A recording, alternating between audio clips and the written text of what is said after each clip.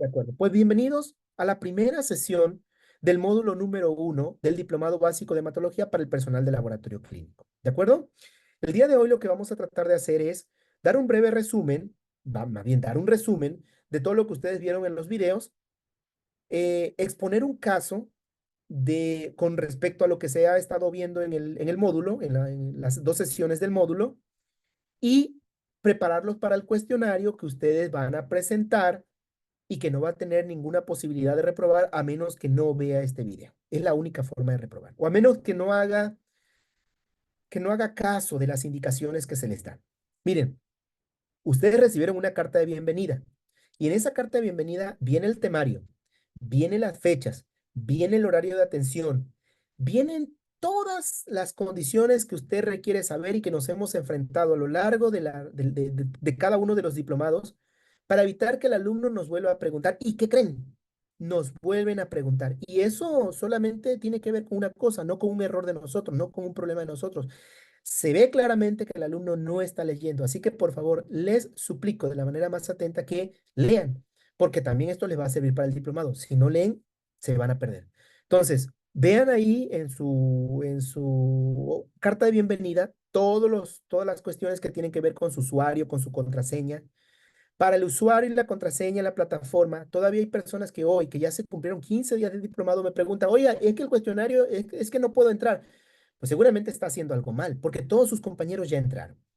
Ahora, ¿qué es lo que sucede frecuentemente? Ponen el usuario y quieren teclear toda la contraseña. No, no la teclee, copie y pegue, porque muchos de los caracteres no están en su computadora y está colocando un carácter que no es el que es el apropiado. Copie todo y péguelo, ¿de acuerdo? Y eso va a evitar que no pueda entrar. Bien, nosotros vamos viendo, por supuesto, el avance de cada uno de ustedes. Les sugerimos que no presenten el cuestionario hasta no ver este video. Para las personas que están aquí conmigo, una vez viendo el video lo pueden presentar sin ningún problema. Para las personas que lamentablemente no pudieron estar por la carga de trabajo, etcétera, este video se les va a pasar en el chat para que ustedes lo puedan ver y, por supuesto, puedan hacer su cuestionario. Todo el mundo eh, tiene la posibilidad de sacar un 10 y no estamos evaluando la calificación, estamos evaluando la comprensión que tiene acerca de los temas. Si tienen alguna duda, algún comentario, con toda la confianza del mundo, este es su espacio, ¿de acuerdo? Entonces vamos a dar inicio a la sesión número 1 de este diplomado básico de hematología para el personal del laboratorio clínico. La sesión tiene que ser más o menos de una hora, no más, porque se comprende que ustedes ya revisaron todo el material y ahorita ya vienen prácticamente con las dudas del material, ¿no? El primer módulo de este diplomado, que dicho sea de paso para las personas que son de Guatemala, ya el COFACI ya nos dio la oportunidad de hacerlo estrictamente en su país, específicamente en su país, pues bueno, si conocen a alguien de Guatemala, ya se pueden inscribir, pero con la COFACI. Hablamos del panorama general de la hematología de la hematopoiesis, es la parte medular de todo este diplomado. Si no reconoce dónde nacen las células, pero sobre todo cómo se distribuyen las células en la médula ósea, que ustedes ya lo vieron, ustedes no son patólogos, ni tampoco es que, o frecuentemente tampoco vamos a ver médula ósea, pero cuando les toque hablar de una médula ósea, sepan que los elementos hematopoyéticos no están ahí en agua tratando de ubicarse en un sitio donde no le corresponda. Todos tienen una ubicación importante en la médula ósea, ¿no? Y entonces, en este sentido, nos permite saber cómo es el comportamiento, cómo es la maduración, y poco a poco vamos a ir viendo que cada una de estas células, pues, la morfología normal por supuesto, cuando tengamos una morfología alterada. Mi nombre es Eduardo Alberto Gurelo López, yo soy especialista en el área de hematología diagnóstica por laboratorio, soy maestro en dirección y administración de hospitales, tengo una maestría en análisis clínico y actualmente soy estudiante del área de la medicina. Entonces, también me dedico al diagnóstico de enfermedades hematológicas. Estuve muchísimo tiempo en el Instituto de Hematopatología como estudiante y trabajador, así que tenemos básicamente todo el conocimiento práctico para poder sacar este curso adelante. No es la primera vez que lo damos y esperamos, sobre todo, que nuestros alumnos eh, no que se aprendan todo esto de memoria. No, no, no, no. No es la intención aprenderse de memoria. Comprendan qué es lo que tienen que hacer. Para cuando se les presente un caso, ustedes digan, esto es una leucemia, no sé cuál es, pero es una leucemia, porque estoy viendo muchos lazos. Y si estoy viendo muchos lazos porque es una leucemia, derivo inmediatamente a un segundo o tercer nivel de atención. No como estos laboratorios que hacen químicas de 80 elementos y que ninguna de los elementos están alterados y curiosamente el paciente está normal, ¿no? Y el paciente a partir del laboratorio está normal, pero clínicamente el paciente se está muriendo. Entonces algo como que no cuadra, ¿no? Entonces, este es el sentido. Ahora, una de las cosas que usted debe reconocer es que en la médula ósea tenemos una célula madre que se llama célula troncal hematopoyética o troncohematopoyética, que es la que va a dar origen tanto a células mieloides como a células linfoides. ¿Y qué son las células mieloides? Son células que nacen en la médula ósea y maduran en la médula ósea, como en el caso de los granulocitos, como neutrófilos, eosinófilos y basófilos. ¿De acuerdo? Y por otro lado tenemos las células linfoides. ¿Qué son las células linfoides? Pues dicho de otra manera, las que no son mieloides, ¿no? Pero dicho de una manera bien, sería aquellas células que nacen en la médula ósea, pero que su sitio de maduración es totalmente extramedular. Es decir, maduran en los ganglios linfáticos o en los sitios de presentación antigénica, incluyendo el vaso, las amígdalas o tejidos linfoides asociados a las mucosas. ¿De acuerdo? Y entonces ya se está dando cuenta que parte de la maduración linfoide no sucede en la médula ósea, no sucede en la sangre y muchas veces no vamos a poder reconocer esos elementos en la sangre periférica y entonces tiene que saber cómo es la parte histológica e inmunológica en la maduración de estas células, ¿no? Importantísimo. La célula troncal hematopoyética tiene la capacidad de hacer lo que se conoce como homing celular, es decir, migrar de un sitio a otro. Sale de la médula ósea, pasa a la sangre, se va a otra parte de la médula ósea, si no le gusta, vuelve a regresar a la misma médula ósea. Tan es así que cuando hace un trasplante, y vamos a dejar en claro una cosa, términos, cuando hace un trasplante de células progenitoras hematopoyéticas, que vulgarmente se conoce como trasplante de médula ósea, pero no trasplantamos toda la médula ósea, trasplantamos exclusivamente los elementos que nos van a permitir repoblar la médula ósea, y esas son las células madres. Bueno, cuando hacemos un trasplante de progenitores hematopoyéticos, no crean que vamos a colocar lo que se le ha sacado al donador, lo vamos a sacar y se lo vamos a poner en el hueso al paciente para que ahí queden las células troncales hematopoyéticas. No, se le hace como una especie de bolsas que están como si usted hiciera una transfusión y las mismas células troncales hematopoyéticas se dirigen a los sitios donde se requieren y se establecen ahí, ¿de acuerdo? En el espacio intramedular. Ahora, una de las cosas que quiero dejar en claro desde el principio es que hay marcadores de inmadurez. Y vean cuál es el marcador de inmadurez de la célula troncal hematopoyética, el CD34, que son proteínas que se encuentran en la membrana. Pero hay una nomenclatura, y lo vamos a ver conforme vaya pasando el tiempo, que se designan como CD, clúster de diferenciación o clúster de designación, que son proteínas que me permiten darle un nombre a las células, sobre todo aquellas células que no reconozco morfológicamente todavía. El CD34, el CD133 y el CD90 son marcadores que van a estar en la célula troncal hematopoyética. Y entonces, a partir de ciertos estímulos que vamos a ver más adelante, esta célula se empieza a diferenciar y a partir de la etapa de blasto, que es la primera célula reconocible al microscopio de luz porque empieza a sintetizar proteínas específicas de la línea celular, empieza la maduración celular. Y cuando digo que empieza a ver la síntesis de una proteína específica, es que, por ejemplo, en la serie roja se va a empezar a sintetizar hemoglobina. A partir de ahí, ¿de acuerdo? A partir del blasto. En la serie de los neutrófilos, pues seguramente mieloperoxidasa. En la serie de los monocitos, alfa-naftilacetato esterasa. En la serie megacariocítica plaquetaria, glicoproteínas plaquetarias. Cada uno por su parte va a sintetizar. Y eso es lo que hace diferente a cada una de estas células, el tipo de proteína que sintetiza, que no es igual en cada una de estas células. Y entonces, a medida que van avanzando con su maduración, pues por supuesto vamos reconociéndola morfológicamente porque algunas van a carecer de núcleo, como en el caso de los eritrocitos y las plaquetas. Algunas van a tener núcleos, algunos van a ser lobulados, algunos no se van a lobular, algunos van a tener gránulos de un color, algunos van a tener gránulos de otro color, algunos van a tener gránulos redondos, algunos van a tener gránulos totalmente irregulares. Y esas características en conjunto nos permite definir una estirpe celular. ¿De acuerdo? Las células, por supuesto, no funcionan en la sangre periférica, utilizan la sangre como medio de transporte. Salen de la médula ósea a la sangre periférica y de la sangre periférica se transportan en la sangre y llegan a su sitio de acción, ¿no? Que en el caso de los neutrófilos tienen que pasar por las vénulas postcapilares, aquellos vasos sanguíneos que siguen después de los capilares, ¿no? Y en el caso de los eritrocitos, pues y hacen ese intercambio gaseoso en los capilares. Y en el caso de las plaquetas, tiene que haber una disfunción endotelial de los vasos sanguíneos para que se pegue con el material subendotelial. Entonces, como pueden ver, no están funcionando en la sangre, utilizan la sangre como medio de transporte. Aquí ustedes están viendo, por supuesto, toda la maduración celular, que lo vamos explicando poco a poco. La línea de los neutrófilos, la línea mieloide, la línea linfoide. Y quiero dejar en claro que esta nomenclatura, esta primera nomenclatura ya se la debe reconocer, ya se la debe de aprender. Células mieloides y células linfoides, porque cuando hablemos de leucemias, que todavía falta mucho, no se preocupe, Pero vamos a ver que hay células mieloides y células linfoides. Ah, caray, entonces, ¿qué es una célula mieloide y qué es una célula linfoide? Y ya lo dijimos. Y entonces, como puede ver, los blastos no son las células más inmaduras que tenemos en la médula ósea. Previo a ello, hay células más inmaduras. Incluso la célula troncal hematopoyética es más inmadura incluso. ¿De acuerdo? Pero la primera célula que reconocemos al microscopio de luz son los blastos. Y todos los blastos van a tener las mismas características morfológicas, cromatina fina, nucleolo y citoplasma basófilo, porque van a intentar, perdón, sintetizar una proteína específica de cada línea celular. Y entonces tienen esas características morfológicas que vamos a ver más adelante. ¿Para qué les sirven? Que a medida que la célula va madurando, pues ya empieza a tener ciertas características que las podemos reconocer. En principio, todos los blastos se parecen. ¿Por qué? Porque todos están haciendo lo mismo, queriendo sintetizar algo que todavía no tienen. Pero vean que no son las células más inmaduras. Ahora, el proceso de diferenciación tiene que ver con esa secuencia de hechos genéticos que permiten a una célula sintetizar productos específicos, los que le confiere potencialidad para una determinada función. Es decir, lo que pasa a partir de la célula troncal hematopoyética hasta antes de ser un blasto.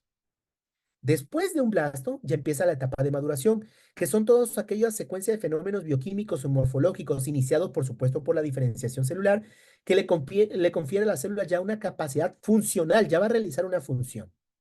Por ejemplo, supongamos en el caso de las cadenas globínicas, vean que en primera instancia, a partir de la célula troncal hematopoyética y concluye en la célula formadora de colonias eritroides, hay una activación de genes específicos de las globinas del ácido desoxirribonucleico nuclear. ¿De acuerdo? Pero a partir del blasto adelante ya hay una transcripción del código del RNA mensajero, culminando ya en la síntesis de cadenas globínicas. Por eso decimos que ya el blasto, en el caso del proeritroblasto, que es la primera célula blástica de la línea eritroide, ya hay síntesis de hemoglobina, solo que en muy poca cantidad, pero ya la hay. ¿Por qué? Porque ya el blasto ya es capaz de iniciar esa síntesis proteica. Y entonces tenemos esto, miren, una célula troncal hematopoyética, una de corto plazo y una de largo plazo. La de largo plazo se va a estar dividiendo horizontalmente, ¿sí? Manteniendo todo ese mismo material genético. Es una estampa que se está repitiendo, ¿de acuerdo? Porque ni modo que usted se quede sin célula troncal hematopoyética, ¿cómo va luego a dar origen a células maduras, no? Apaguen su audio, por favor. Y luego tenemos la célula troncal hematopoyética de corto plazo, esa que ya ha recibido una información para que madure tantito, o más bien se diferencie tantito, y está a poco o nada de convertirse, por ejemplo, en una célula formadora de colonias de granulocitos, eritrocitos y monocitos, megacariocitos, perdón, o a un precursor linfoide temprano, dependiendo lo que se le dicte en la información. Por supuesto, hay proteínas, que lo vamos a ver más adelante, son factores de transcripción, incluso ya ustedes lo estuvieron viendo, y microRNAs que le van a permitir a la célula tomar la decisión de si se vuelve una célula mieloide o se vuelve una célula linfoide. ¿De acuerdo? Y vean que luego tenemos las células progenitoras, aquellas que ya no tienen tanta capacidad de división celular, ya no es como una célula troncal hematopoyética, pero bueno, están en la médula ósea y todavía no las podemos reconocer al microscopio de luz. Y las células troncales hematopoyéticas y las células progenitoras, curiosamente, forman el 0,2% del total de las células hematopoyéticas en la médula ósea. 0,2% es algo mínimo. Pero entonces, ¿cómo somos capaces de tener una gran cantidad de células? Pues ahí viene la complejidad y la majestuosidad de todo esto, ¿no? A partir del 0,2% obtenemos todo esto que ya tenemos en el cuerpo. Millones y millones y millones de células. Luego tenemos estas células precursoras, que son células que solamente van a estar en la médula ósea, que ya las podemos reconocer al microscopio de luz, a partir, repito, de la etapa de blasto. Y vean que estas son las que representan el 99,8% del total de las células hematopoyéticas en la médula ósea. ¿De acuerdo? Eh, y luego tenemos las células maduras, en donde algunas las vamos a poder tener, por supuesto, en la sangre, y son células hematopoyéticas porque provienen de una célula troncal hematopoyética, pero además son células sanguíneas porque las tenemos en la sangre. Pero otras van a ser células hematopoyéticas, pero no van a ser células sanguíneas. Son células hematopoyéticas porque provienen de una célula troncal hematopoyética, pero no son células sanguíneas porque no las vemos en la sangre. Cuando mucho vemos un precursor en la sangre, como por ejemplo el caso del monocito. El monocito no es la célula más madura. Tiene que pasar al tejido para convertirse sobre todo en macrófago. Se puede convertir en otra cosa, por ejemplo, en célula dendrítica presentadora de antígeno, osteoclasto, incluso en célula dendrítica plasmocitoide. ¿De acuerdo? Hay otras células que ni siquiera vemos etapas de maduración ni en la médula ni en la sangre, por ejemplo, el mastocito o célula cebada, que es una célula troncal que es una célula hematopoyética, perdón, porque proviene de una célula troncal hematopoyética, pero no es una célula sanguínea porque no la tenemos en la sangre.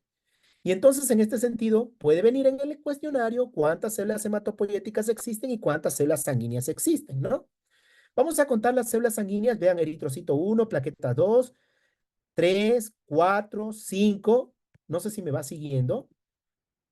6, el monocito lo dejamos como uno. Son 6 células mieloides sanguíneas, hematopoyéticas sanguíneas.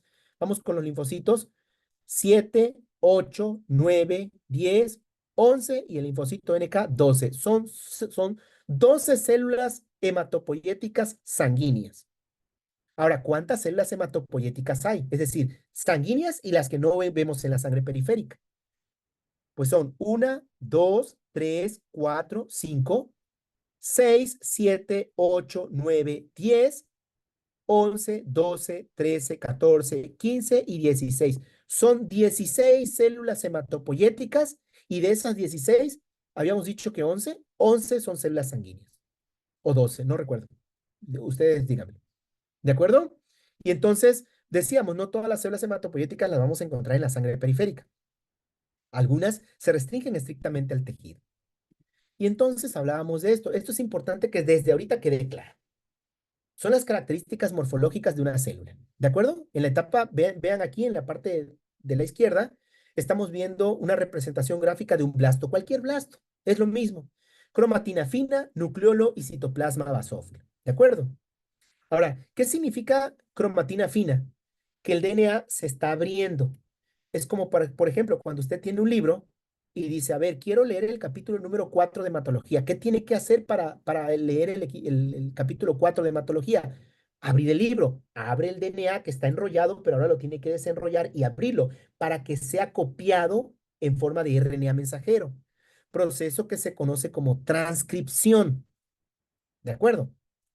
Pero bueno, una vez que se copia, ese RNA mensajero sufre ciertas modificaciones antes de salir por los poros nucleares, se dirige a la membrana de la célula, perdón, al citoplasma de la célula, pero es una información que va en un idioma que usted no conoce, un idioma chino, un idioma japonés, un idioma que no conozca.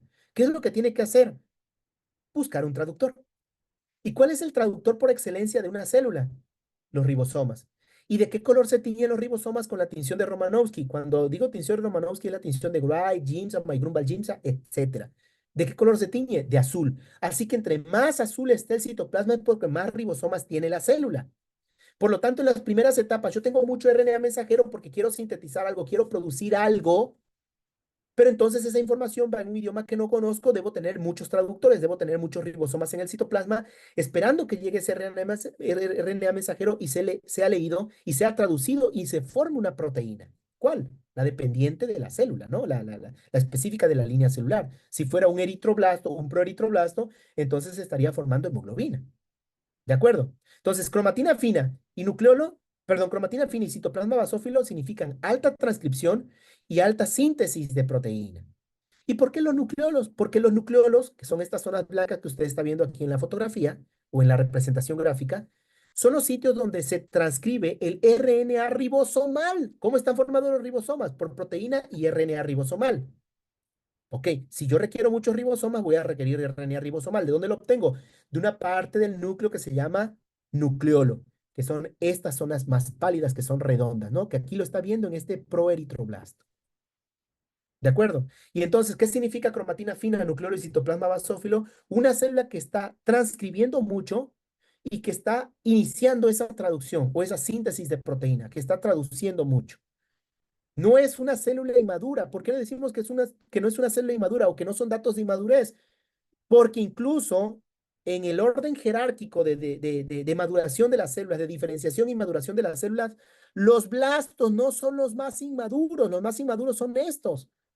Y estos no tienen la morfología de una célula blástica. Estos tienen más como el tipo de linfocito, una cromatina gruesa, una cromatina más cerrada, compactada. ¿Por qué? Porque no están fabricando algo. ¿De acuerdo? No tienen una actividad como tal. Y entonces vemos esta cromatina fina, nucleolo y citoplasma basófilo, que repito, este es el núcleo, y este es el citoplasma azul, repito, no son datos de inmadurez. De hecho, hay muchas células maduras, por ejemplo, las neuronas, los hepatocitos, los osteoblastos, que al estar sintetizando proteínas continuamente tienen que tener una cromatina fina y tienen que tener nucleolo. ¿De acuerdo? Y no son células inmaduras, son células ya maduras. ¿Pero por qué están así? Porque, repito, no son datos de inmadurez, son datos de alta transcripción y alta síntesis de proteínas. ¿De acuerdo? Ahora, cuando hablamos, vean que conforme la célula va madurando, pues se va lobulando, la cromatina se va vuelto más compactada, se cierra el libro, ya no se puede leer nada. No sé si alcanzan a ver estos grumos negros, ¿sí? Como si fueran protuberancias, ¿no? Yo cuando digo una cromatina fina, es por ejemplo que usted tuviera esta lápida o este piso y le pasara la mano y se diera cuenta que está totalmente plano, no le duele su mano. ¿Qué es una cromatina gruesa? Es aquella que tiene grumos de cromatina, como si tuviera esos cúmulos o esas protuberancias en un piso y pasara la mano y su mano hiciera esto que hasta le doliera. Es como este piso que está aquí, son estos grumos que está aquí. Eso es una cromatina gruesa. ¿De acuerdo? Y entonces, vean, para que usted pueda sacar una información del DNA, pues tiene que abrir el DNA, tiene que abrir el libro. Pero esa información que lleva está en un idioma que no conoce. Ese idioma tiene que ser traducido. ¿Quién los traduce? Precisamente los ribosomas, el RNA ribosomal. Entonces, ¿qué significa cromatina fina, citoplasma basófilo y nucleolos? Significa alta transcripción y alta síntesis de proteínas. No se les vaya a olvidar eso porque es pregunta de cuestionario. Eso siempre lo hacen en los cuestionarios. ¿De acuerdo? Si usted cree que son datos de inmadurez, recuerde este esquema. ¿A poco los blastos son los más inmaduros? No, están en la etapa media. ¿De acuerdo? Y si usted ve otras células más maduras como los hepatocitos y las neuronas, busque fotografía y se va a dar cuenta que esas células tienen cromatina fina y tienen nucleolo porque sintetizan continuamente proteínas. ¿De acuerdo? Ahora, todos los blastos se parecen, todos tienen cromatina fina, nucleolo y citoplasma basófilo. ¿Por qué? Porque todos están iniciando la síntesis de proteína de algo que todavía no tienen. A medida que vayan sintetizando esa proteína, pues van a tener ciertas características que los definen o que los diferencian cada uno de ellos. Algunos van a tener lóbulos, algunos no van a tener lóbulos, algunos van a tener núcleos, algunos no van a tener núcleos, algunos van a tener gránulos, algunos no van a tener gránulos, algunos van a tener gránulos redondos, algunos van a tener gránulos deformes o no redondos. Algunos van a tener gránulos color naranja, algunos van a tener gránulos azules. Ya se dieron cuenta y es como entonces empezamos a definir cada uno de estos, cada una de estas células. Es como, por ejemplo, cuando usted tiene cuando usted está en un proceso de embarazo, cuando hay una fertilización cuando se une el huevo, perdón, el espermatozoide con el óvulo, cuando hay ese proceso de fertilización. En una primera etapa son puras células, no reconoce nada, solamente ve un montón de células, por ahí una mórula, ¿no? Con forma de mora. Pero a medida que se va avanzando en la maduración, vean cómo estas células empiezan a formar órganos, empiezan a formar estructuras que ya le da todo eh, una característica que dice, ah, ya es un niño o una niña. ¿De acuerdo? Lo mismo sucede con la célula. Al principio todas son bolitas con cromatina fina, nucleolo y citoplasma basófilo. Pero conforme van madurando, ya se obtienen ciertas características que nos permite definir entre el tipo celular del que se esté hablando.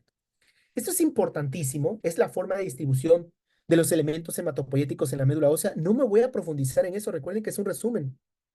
Pero quiero que vean cómo están distribuidos los elementos hematopoyéticos. ¿Qué ve el anatomopatólogo cuando ve una biopsia de médula ósea? Recuerden que en el aspirado es un material líquido, la biopsia es un material sólido. En el material líquido nos permite ver morfología, pero destruimos, perdón, el microambiente hematopoyético. Ya se pierde la estructura de la médula ósea. En cambio, la biopsia de médula ósea nos permite ver la topografía o la forma como están distribuidas las células específicamente en ese tejido llamado médula ósea. ¿De acuerdo? Que no andan de forma desordenada. Cuando están desordenadas, el patólogo lo informa y eso es muchas veces algo que tiene que ver con un proceso neoplásico. Por ejemplo, vean que las células más inmaduras como los blastos se encuentran cerca de las trabéculas óseas. ¿Y por qué se encuentran ahí? Porque están recibiendo factores de crecimiento medulares, ¿no? ¿Qué es un factor de crecimiento? Es una molécula, es una proteína que le permite a la célula proliferar, madurar y vean, no morirse. Ah, y entonces, si no le dan ese factor de crecimiento, ¿se muere la célula? Sí, sí se muere la célula. ¿Y quién le da ese factor de crecimiento? Vean, las trabéculas óseas permiten darle ese factor de crecimiento. Por eso la pregunta que siempre les hacíamos es, ¿cuánta cantidad de blastos ve usted en la sangre periférica en un paciente normal? Cero. Porque si ve un blasto en la sangre periférica ya es un proceso patológico, es un proceso neoplásico. Porque si esas células de que de manera normal están pegadas ahí, recibiendo esos factores estimulantes de crecimiento, se despegan, automáticamente se mueren. Si esa célula sale a la sangre, indica que hubo una mutación que le permite sobrevivir independientemente de los factores de crecimiento estromales. Y eso es cáncer. Claro, debe estar seguro que es un blasto, puede ser que sea otra célula y usted lo esté confundiendo. Y a medida que la célula va madurando, pues por supuesto se va acercando a los vasos sinusoidales de la médula ósea para introducirse y pasar a la circulación general. ¿Ya se dieron cuenta? Por supuesto, no hay ningún problema con los granulocitos porque tienen ese núcleo que es deformable. No hay problema tampoco con los linfocitos, también son deformables. Pero ¿qué pasa con los eritroblastos? Vean, ahí tienen una isla eritroblástica que es un macrófago rodeado de eritroblastos. Dicho sea de paso, una de las funciones de los macrófagos es darle hierro a los eritroblastos para que formen su hemoglobina. Por eso están pegados, están recibiendo ese hierro acumulado en los macrófagos. ¿De acuerdo? Y entonces cada vez que va madurando el eritroblasto se va despegando de la mamá. ¿De acuerdo? Y entonces vean cómo pasa el eritroblasto a través de las células endoteliales de los vasos sinusoidales de la médula ósea. No pasa con todo el núcleo, porque el núcleo es extremadamente rígido. Ese no puede pasar con todo el núcleo. Tiene que dejar el núcleo en el espacio intramedular y entonces pasa en forma de citoplasma, en forma primero de reticulocito, porque todavía tiene ribosomas que al cabo de 1 o 2 días se convierte en un eritrocito totalmente maduro y funcional. ¿De acuerdo? ¿Qué pasa con el núcleo de la célula que queda en el espacio intramedular? Pues el macrófago mismo se lo come y trata de, el poquito citoplasma que quede, reciclar el hierro, por ejemplo, y otras proteínas que queden ahí y lo demás desecharlo, ¿no? Y entonces, ¿por qué vemos eritroblastos en la sangre periférica en un paciente no, que no es normal, es patológico? ¿Pero por qué los vemos? Porque cuando hay un daño medular, porque cuando hay un aumento, por ejemplo, en la cantidad de eritroblastos y que aún así hay una hipoxia fuerte en el paciente, células troncales hematopoyéticas migran a sitios extramedulares que en algún momento fueron hematopoyéticos, se establecen ahí, como el vaso y el hígado, se establecen ahí y dan eritropoyesis extramedular y entonces por eso usted ve eritroblastos. No depende. Ahora, una vez que usted ve eritroblastos, los informa.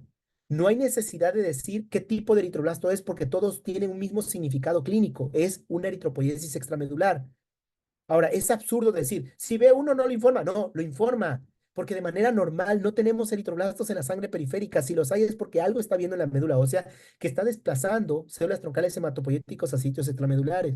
Difiero de aquellas guías que están hechas para técnicos, difiero de aquellas guías internacionales que dicen, es que si ve uno no lo informa. No, sí, infórmelo, porque los eritroblastos no salen de manera normal desde la médula ósea hacia el torrente sanguíneo. Tiene que haber una eritropoyesis extramedular por algo que está pasando en la médula ósea, que hay que averiguarlo, eso es lo que hay que averiguar, ¿de acuerdo? Pero entonces, y los equipos, tan es así que los equipos en realidad no cuentan leucocitos, cuentan células nucleadas, pero se entiende que de manera normal los que están nucleados son los leucocitos. Pero ¿qué pasa cuando hay eritroblastos? El equipo entonces los cuenta como linfocitos. ¿De acuerdo? Y por eso debe haber una corrección, que más adelante vamos a ver en qué consiste esa corrección de eritroblastos. ¿De acuerdo? Vamos paso a paso, no se me vayan. Quiero hacer una corrección. Pues primero aprenda todo esto, que ya es suficiente material como para poder saber que la hematología no es un área aislada, que la hematología no es solamente ver sangre, que la hematología no es apretar un botón, ¿sale? Sino que va más allá de comprender todos estos procesos y comprender, por supuesto, de esas cosas que le dicen, cuándo hay que transfundir, por ejemplo, un paciente, ¿no? Ahora, vean que en la parte de arriba tenemos una biopsia de médula ósea, que es un material sólido, que es un material que trabaja el histotecnólogo. Es un material que tiene que ser decalcificado, que incluso ustedes vieron el proceso de decalcificación justamente en una de las sesiones, ¿de acuerdo? Que esta no nos sirve tanto para ver morfología porque es muy complicado ver morfología. La tenemos, por supuesto, que ver, pero no nos sirve para eso. Más bien nos sirve para ver la topografía, para ver la distribución general de las células hematopoyéticas en la médula ósea y para ver el contenido celular. ¿De acuerdo? Aquí ven, por ejemplo, los adipocitos. Aquí vean un megacariocito. Mismo que están viendo aquí con un aspirado de médula ósea, que es un material líquido. Vean, por ejemplo, estos que están redondos, que tienen incluso un halo perinuclear blanco, son eritroblastos en diferentes estadios de maduración. Seguramente reconoce estos que tienen gránulos naranja, vean que son eosinófilos, por acá neutrófilos en diferentes estadios de maduración. ¿De acuerdo? Se reconocen algunas células, pero es más complicado porque todo depende de dónde pase el corte histológico, ¿no? Pero repito, esto me permite ver la arquitectura general, la distribución de las células hematopoyéticas en en este tipo de tejido, en este tipo de técnica, ¿no?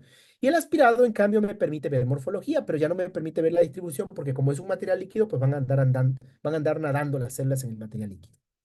Dentro de las células no hematopoyéticas, pues tenemos células fibroblásticas reticulares, células fibroblásticas adventicias, adipocitos, que son células que proporcionan factores de crecimiento a las células hematopoyéticas. Y dentro de las células hematopoyéticas, pues tenemos esta serie eritroide, granulocítica, megacariocítica, linfoide, mastocitos, macrófagos y por supuesto blastos, que es una pequeña cantidad. No supera muchas veces el 3% del conteo total de células nucleadas, ¿no? Decíamos, la biopsia de médula ósea es una técnica que nos permite evaluar la celularidad, topografía, presencia de precursores inmaduros, perdón, en localización atípica, los famosos ALIP. Es decir, una vez que el patólogo ve la biopsia de médula ósea, tiene que saber dónde se encuentran distribuidos los elementos hematopoyéticos. Si andan por donde les da la gana, eso ya no habla de una localización normal, ¿no? Que muchas veces tiene que ver con una infiltración o con una neoplasia. Y por supuesto, evaluar la fibrosis medular. El aspirado debe incluir espículas, ser lo suficientemente celular para evaluar 500 células hematopoyéticas y nos permite ver la morfología, además de hacer otros estudios, por ejemplo, citometría de flujo, el FISH, ¿sí? Los estudios citogenéticos, y para ver, por ejemplo, otras cosas que vamos a ir viendo con el paso del tiempo. Ahora, quiero que vean, esto va para el siguiente módulo. Para los que se queden con nosotros, vamos a explicar cada una de las características morfológicas de las células hematopoyéticas. Todas estas son células maduras. Algunas son células hematopoyéticas sanguíneas, porque la vemos en la sangre. Algunas son células hematopoyéticas solamente, no son células sanguíneas. Por ejemplo, el osteoclasto, que está viendo aquí, y los osteoblastos. Son células hematopoyéticas porque provienen de una célula troncal hematopoyética, pero no son células sanguíneas. ¿De acuerdo? Mientras que uno hace hueso el osteoblasto, otro remodela el hueso. ¿De acuerdo? Y bueno, hablábamos, por supuesto, de la pancitopenia. El prefijo pan significa todos, cito significa células. Es decir, todas las líneas, es un término que se aplica a la sangre. Todas las líneas sanguíneas están disminuidas. Háblese en el caso de la serie roja, la hemoglobina, las plaquetas y de los leucocitos, los neutrófilos absolutos. Ojo con lo que les estoy diciendo. No leucopenia, anemia, plaquetopenia y neutropenia absoluta. Grábese eso porque es cuestionario. Si yo le pongo anemia, plaquetopenia y leucopenia y usted le coloca como acierto, eso es un error. ¿De acuerdo? Porque los leucocitos pueden estar todavía un poco disminuidos, pero si los neutrófilos todavía están por encima de 1800, que es el valor mínimo en un paciente adulto latino, pues está normal el paciente.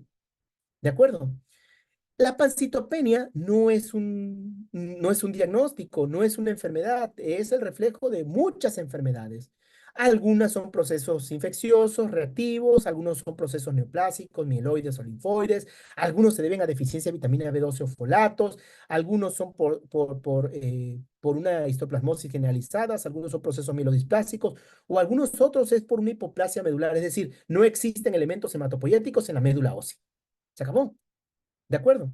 Entonces, algunos diagnósticos los podemos hacer en la sangre. Sí, por ejemplo, la determinación de vitamina B12 o folatos, pues no hay necesidad de irse a la médula ósea.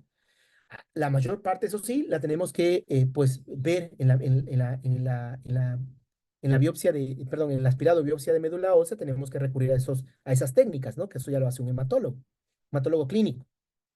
Ahora, quiero que vean que una pancitopenia no siempre es consecuencia de una hipoplasia medular, es decir, donde hay muy poco contenido hematopoyético. Pero una hipoplasia medular siempre dará origen a una pancitopenia. Repito, una pancitopenia no siempre es secundaria a una hipoplasia medular, porque puede ser secundaria a una infección de mononucleosis infecciosa, mieloma de células plasmáticas, leucemia aguda, deficiencia de vitamina B2 o folatos, tricoleucemia, histoplasmosis, etcétera, etcétera, etcétera. O sea, una pancitopenia no por fuerza va a ser una hipoplasia medular. Pero una hipoplasia medular en donde siempre tiene disminución del tejido hematopoyético, pues va a condicionar a una pancitopenia. Eso siempre va a existir. ¿De acuerdo? Hasta aquí, ¿alguna pregunta que tengan, duda o comentario?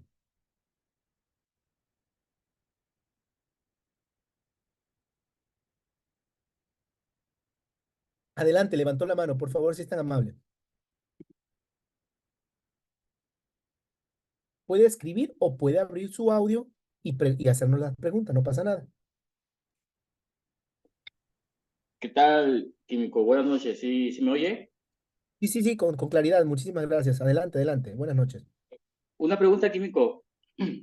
Ahorita que mencionó lo de la pancitopenia, ¿por qué específicamente tiene que ser esas tres líneas celulares, las disminuidas, para poder ser determinado como pancitopenia? Porque, bueno, hablando más que nada del neutrófilo. Si el neutrófilo está normal, pero por ejemplo tiene unas linfocitos bajos, ahí ya no se llamaría pancitopenia. ¿Por qué es muy marcante el neutrófilo para que sea pancitopenia? Porque generalmente en un paciente, primero que nada, la línea que más está aumentada son los neutrófilos en un paciente adulto. ¿De acuerdo? ¿Y por qué se producen más neutrófilos que linfocitos? Porque los linfocitos son de tiempo de vida media muy larga. En cambio, los neutrófilos son de tiempo de vida media muy corta, son de horas. Y en ese sentido, la médula ósea tiene que estar produciendo continuamente, mire, produciendo continuamente. ¿De acuerdo? Si cesa esa producción, te vas a neutropenia. Y si te vas a neutropenia, pues condiciona datos de infección repetidas, etcétera, etcétera, etcétera. En cambio, los linfocitos incluso puede haber linfopenia sin que sea, por supuesto, tan grave y el paciente no le pasa nada. ¿Por qué no le pasa nada? Porque muchos de esos linfocitos incluso están en el tejido, ni siquiera están en la sangre.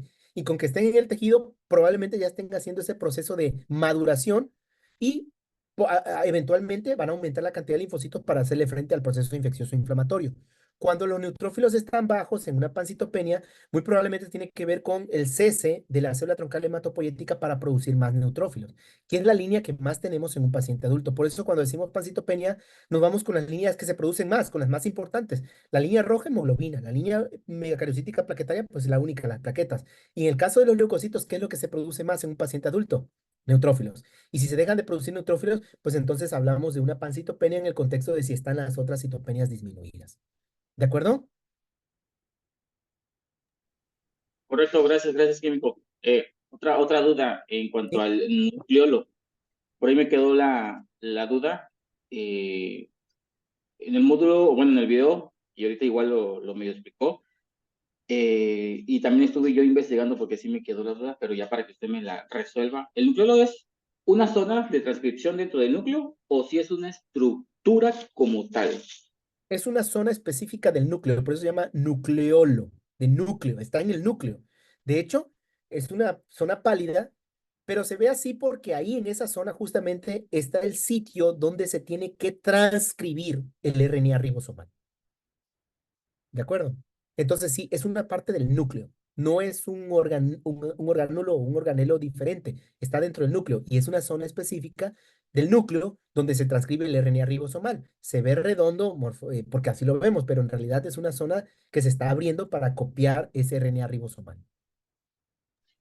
Ok, correcto. Esto quiere decir entonces, Químico, que en donde suceda ese, esa parte de la abertura del ADN, vamos a decirlo así, ahí se va a llamar nucleolo. No es como que el ADN vaya directamente a una zona específica para ser abierto. Donde se abra, ahí va a ser el nucleolo. No, lo que pasa es que acuérdese que usted no sabe dónde está el nucleolo de esa célula. Y además está viendo dos dimensiones. O sea, ya la célula tiene, mira, no es que lo va a hacer de manera aleatoria, no. Y no es que los capítulos del libro están unos por ahí, otros por acá. No, todo está ordenado. Y específicamente los nucleolos están en un sitio específico de la célula, pero obviamente nosotros no lo conocemos. ¿Cuándo evidenciamos esos nucleolos? Pues cuando precisamente la célula tiene sobre todo una apariencia blástica. No necesariamente, pero sobre todo ahí. En donde vemos, aquí había una imagen, aquí, en donde vemos digamos, estas bolitas pálidas o estas bolitas blancas que están en el núcleo, pero que son la zona de apertura donde se transcribe el RNA ribosomal. No es que este nucleolo aparezca en cualquier lugar. No, ya está definido un lugar para esa síntesis de RNA ribosomal. Pero por supuesto, usted ve en dos dimensiones la célula. ¿Qué tal que le quedara así? ¿O qué tal que le quedara así? ¿De acuerdo? Pero finalmente es en una zona del núcleo, ya específica. ¿De acuerdo? Ok. Sí, de acuerdo, Químico. Y otra última pregunta, como Sí, modesto. adelante. Adelante, Es, adelante. si está sintetizando en ese momento RNA ribosomal, y precisamente, bueno, de ahí se están sintetizando como tal los ribosomas, ¿no? De ahí ya salen al citoplasma el ribosoma. Y mencionamos, bueno, usted mencionó que ribosomas es lo que le da el color, la basofilia en el citoplasma a la célula. ¿Por qué el núcleo entonces se ve más claro que el resto del núcleo? En Ah, lugar de que se vea más azul, ¿no? Porque está sintetizando ahí ribosomas. sí, buena pregunta. Pero acuérdense que los ribosomas es el conjunto de RNA ribosomal más proteínas. No es nada más RNA ribosomal. Lo que usted está transcribiendo, ojo, lo que usted está transcribiendo es el RNA ribosomal en el nucleolo. Pero cuando llega al citoplasma se une con proteínas y forma el ribosoma. ¿De acuerdo? Y esa estructura, el ribosoma, es lo que se tiñe de azul, no solamente el RNA ribosomal. ¿Sí queda claro? Ok, correcto, correcto, sí. Entonces, para que pueda darle el color azul, tiene que estar unido proteínas y RNA ribosomal para que formen el ribosoma. Si no, ni las proteínas en específico, ni el RNA ribosomal por su lado. O sea, tienen que estar juntos para formar el ribosoma. Y el ribosoma es lo que se pinta de azul. ¿De acuerdo? Entendido, Químico, muchísimas gracias. ¿No de qué? ¿Alguien más que tenga alguna pregunta, duda o comentario? Por favor, es el momento, ¿eh? No dejen avanzar. Los módulos se van sumando, la información se va sumando. No me interesa en este diplomado que usted se aprenda nada de memoria. No es aprenderse de memoria nada, es comprender. Personas teóricos tenemos un montón. Y créanme, son un dolor de cabeza porque se lo quieren aprender todo de memoria. En medicina, la forma de aprender, y véanlo con sus médicos, a quienes van dirigidos sus resultados. ¿Cómo es que aprende un médico? Viendo al paciente. Pero si usted no ve el frotis, ¿cómo quiere aprender? Si usted no ve al paciente, ¿cómo quiere aprender? Entonces, por favor. A ver, ¿hay alguna pregunta? Sí, perfecto. Licenciada Marely, adelante, por favor. Sí, buenas noches, Químico. Buenas Fíjese noches. que el día de ayer hubo un paciente precisamente que tuvo neutropenia, pero el equipo marcaba 0. Y bueno, ya haciendo la atención, porque ya llegando a otro turno, tiran los tubos, ya teniendo la atención que había hecho una compañera, estaba bien, precisamente estaba viendo esas células que tienen nucleolo, pero mi duda es si se puede reportar simplemente que se observan blastos. ¿Así se puede reportar? Porque, bueno, no, esa es mi duda. Creo que todavía me falta para saber si son blastos, pero sí eran células como las que nos acaba de mostrar con los nucleolos así, bueno, así los veo yo. Ok, Y vámonos por parte, porque todavía ni siquiera hemos llegado a esa parte de las neoplasias. sí, lo Y yo, sé. yo les entiendo y vámonos por parte, pero bueno, vamos. El paciente tenía alguna citopenia, es decir, tenía No anemia, tenía, sí tenía anemia, plaquetopenia y tenía 31,000 de leucocitos totales, pero ah, el único que solamente los neutrófilos es el que marcaba 0. Y si viendo hasta ahí. la tinción, pues no. Ok, Ajá, hasta ahí, hasta ahí, hasta ahí.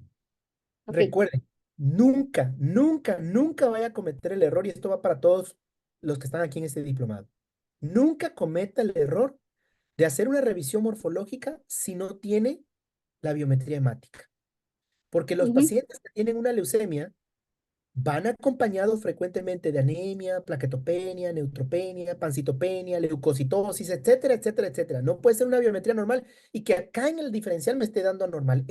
Va a ser extremadamente raro. No es que no exista, pero serían de las cosas más raras. ¿De acuerdo? Entonces no nos vamos a ir por los más raros. Ya usted me está, por eso yo le pregunto, ¿cómo estaba la biometría? No, si había anemia, si había plaquetopenia, perfecto. Y había leucocitosis, perfecto. Ya con eso, ya yo puedo pensar, ah, bueno, entonces sí, la química sí vio probablemente una leucemia. Uno. Uno. Dos, hay que ver si no había neutrófilos, entonces la mayor parte de las células serán blastos probablemente, pero no se informa así. Se informa de la siguiente manera, y eso lo vamos a enseñar cuando veamos el curso de leucemia. Se observan abundantes células de apariencia blástica, de apariencia. ¿Y cuál es la ok. apariencia cuál es la apariencia de una célula blástica? Alguien que me diga, ¿cuál es la apariencia de una célula blástica? Es decir, ¿cuáles son las características morfológicas de un blasto? cromatina delgada, Cromatina fina, ¿qué más? nucleolo Nucleolo o nucleolos, ajá, ¿y qué más? y el citoplasma Y el basófilo. citoplasma basófilo. Cuando Basófilo. usted dice se observan células con apariencia blástica, le está diciendo al médico, ojo, parecen ser blastos porque tienen esas características. Pero quiero que también le quede claro una cosa, la morfología hoy día no es diagnóstica de, es sugerente de, así que usted no se ve obligado a establecer el diagnóstico con eso, usted nada más dice y describe lo que ve. Ahora, una vez que ya describió que tienen apariencia blástica, bueno, ahora sí descríbame la célula. ¿Qué tamaño tiene? Si tiene gránulos azurófilos, si tiene bastones de Auer, y ahí es lo que vamos a ver cuando veamos esa parte del módulo. ¿De acuerdo? Ahí va a tratar de definir, no por cruces, porque usted no es técnico. Usted es un químico que tiene una cédula profesional que está entre la parte técnica y en la parte y entre la parte del clínico. Usted es la parte intermedia, en donde va, en donde el técnico, que no es malo ser técnico, todo lo contrario, necesitamos un técnico, son nuestra mano derecha. La mano derecha del químico es el técnico, la mano derecha del médico es el químico, así debería ser. Entonces, ¿qué hace el técnico? Todas las partes técnicas que es hábil, muy, muy hábil. ¿De acuerdo? ¿Pero qué? Entonces, ¿qué papel le toca a usted? Interpretar datos numéricos y morfológicos para integrarlos al clínico y decirle, clínico, ojo, porque estoy viendo el 90% de células con apariencia blástica. Derívelos a servicio de hematología. No se haga el que quiere diagnosticar en la sangre periférica, no, porque la morfología hoy día es sugerente de, no diagnóstica de. ¿De acuerdo? Pero entonces, química, usted tendría que informar que habían ciertas citopenias y en la revisión del frote de sangre periférica se observan abundantes células con apariencia blástica, si es que lo es, y entonces empezar a describirlo. Por otra parte, eso también me hace recordarles que ustedes tienen un chat que no lo están aprovechando. Porque esa duda química, si usted hubiera mandado mañana, ayer la biometría hemática, los frotis, oigan, compañero, apóyeme, Ay, ¿qué químico, no sabía. Sí he eso? tenido cosas así. Ay, pues sí, no lo aproveché. El chat es para eso, o para qué creen que lo formamos, Mm. pues el chat es para eso, nada más para eso, dijimos, cadenas nada, pero para eso es el chat, ¿de acuerdo? Ay. Para recordarles que tienen un horario en donde pueden, obviamente, pedir información y recordarles que tienen que leer su carta de bienvenida y recordarles cuándo es su próximo módulo. Todo eso viene en su carta de bienvenida, ¿de acuerdo? Pero también ahí también se los recordamos. Bueno, entonces, química, ¿sí queda claro cómo está la situación? Sí, sí, químico, muchas gracias. Perfecto, ya una duda. Me parece bueno este grupo que está ya haciendo varias preguntas. Químico, dice la licenciada Janet, químico. Entonces, ¿en algún momento podemos ver a la célula troncal hematopoyética en sangre periférica cuando se realiza un trasplante de médula ósea, que ya comentó que no se debe decir así? Ojo, ojo. Qué bueno que me haces esa pregunta. Vamos viendo desde aquí, esta diapositiva. Las células troncales hematopoyéticas, dijimos que la primera célula reconocible al microscopio de luz, la que podemos ver al microscopio de luz, es a partir del blasto en adelante. Atrás de esa célula no las podemos definir, morfológicamente hablando. Ojo, no es que usted diga, mire, una célula troncal hematopoyética, no se puede. Y entonces, ¿cómo sabe que existen esas células troncales hematopoyéticas en la médula ósea? Pues, pues por supuesto, hay medios de cultivo, está la inmunomarcación, ¿se acuerdan del CD34 y el CD90? Que nos permiten, por supuesto, decir, esta es una célula troncal hematopoyética, esta no, esta sí, esta no, esta sí, esta no. ¿De acuerdo? Entonces, respondiendo a la pregunta de la compañera, incluso cuando usted se va a la médula ósea, no puede saber cuáles son las células troncales hematopoyéticas, porque la primera célula que podemos reconocer es a partir de los blastos. Previo a todo ello, no podemos reconocer morfológicamente. ¿De acuerdo? Ahora, ¿qué pasa cuando a un paciente le queremos hacer una, un trasplante de células progenitoras hematopoyéticas o trasplante de médula ósea? Pueden ser de dos maneras: extraer las células troncales directamente de la médula ósea, del hueso, del espacio intramedular. Es muy complicado porque pues, son varios piquetes.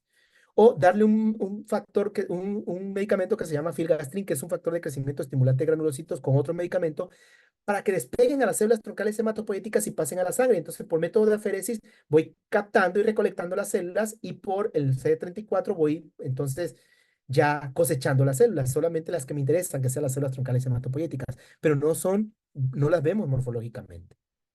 ¿De acuerdo? Entonces, ¿sí queda claro, licenciada Janet?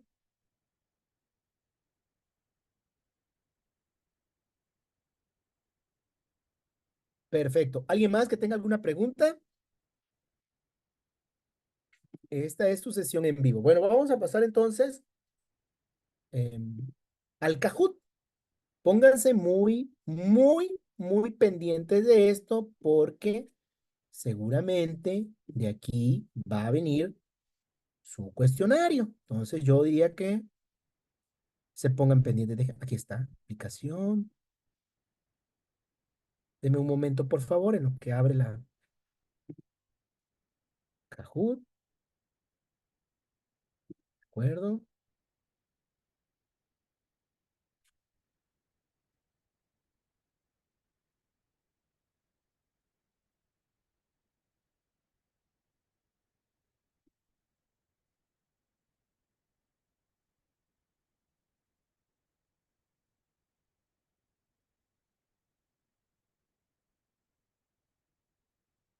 No sé si han tenido la oportunidad de jugar el Kahoot.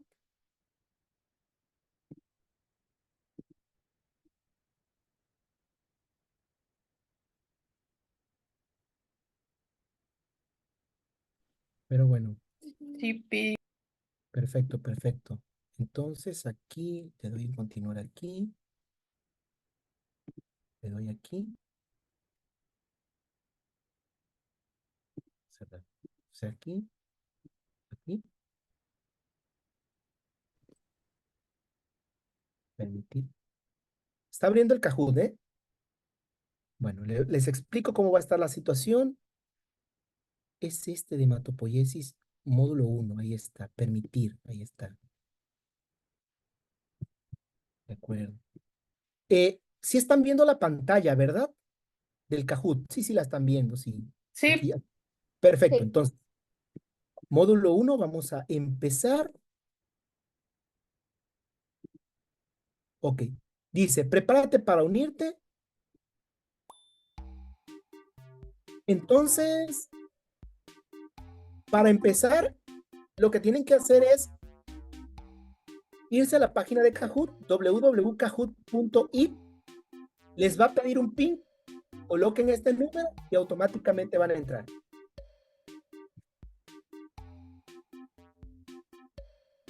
De hecho, ahí en el chat se les envió el link para abrirlo. Ábranlo, por favor. Y una vez que lo abran, mire, ya ingresó la licenciada Andrea. Tenemos para 10 participantes. No se preocupen, quien no pueda entrar, traten de ingresar, porque quiero los 10 participantes. Tengo más de 10 participantes. Traten de ingresar, porque con ellos es que vamos a hacer esta dinámica. Ya tenemos a la licenciada Andrea, ya le tenemos al licenciado Daniel. Por favor, denle un poquito más de rapidez. Esto es rápido, nada más le dan clic lo que está en el chat y luego le ponen el PIN que es 947 48 35 y automáticamente van a ingresar. Ya tenemos a la licenciada Janet. Adelante, por favor.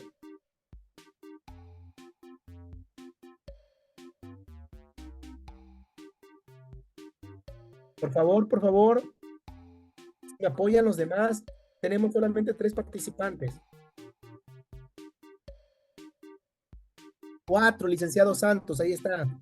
O licenciada, no sé. ¿Quién más? 4. De las personas que incluso están en el Facebook Live, pues ya, si las personas que están aquí no lo quieren aprovechar, adelante Facebook Live, adelante, pueden copiar y pegar. Necesito 10 personas.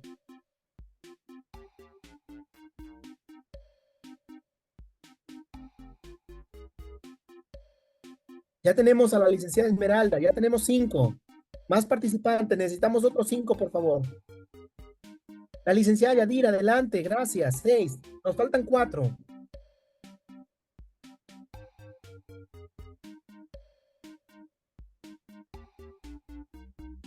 Ya tenemos uno más. Tenemos a Daniel, creo que entró.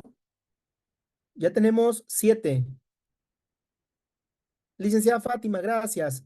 2 más. Personas que estén en Facebook Live o personas que estén aquí con nosotros en el... Licenciada Marely, bienvenida. 9. Uno más. Uno más, uno más.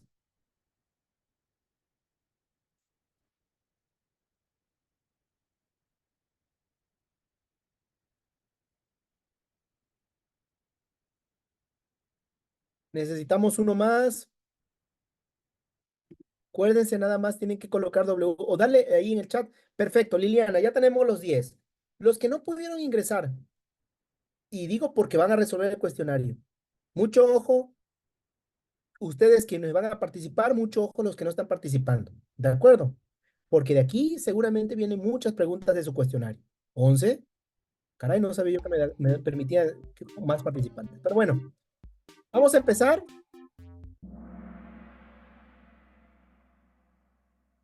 Dice módulo 1, hematopoiesis, sesión 1. 3, 2, 1, quiz. Cromatina fina, nucleolo y citoplasma basófilo son datos de, y usted tiene que darle al color. Inmadurez celular, baja transcripción celular, alta transcripción en proteína, madurez celular. 10 segundos. 9.